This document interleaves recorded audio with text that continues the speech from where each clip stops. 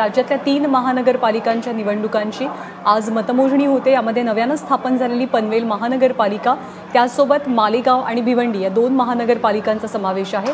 खास करून मालेगावकडे विशेष लक्ष आहे। ऋत्विक भालेकर आपले प्रतिनिधी पनवेलवरनं पुन्हा एकदा आपल्यासोबत आहेत।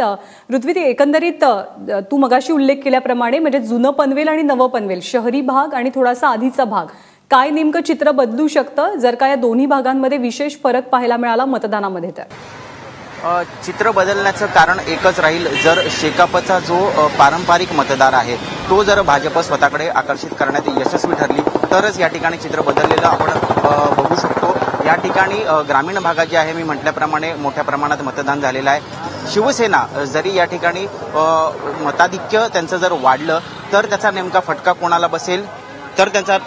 कोणाला बसेल हे पाहणं महत्त्वाचं ठरणार आहे। कारण शिवसेना ही स्वबळावर जरी लढत असली तरी ती कुठेतरी छुप्या पद्धतीने शेकाप महाआघाडीला मदत करते की काय, अशा पद्धतीचं प्रश्नचिन्ह भाजपकडनं उपस्थित करण्यात आलेलं होतं।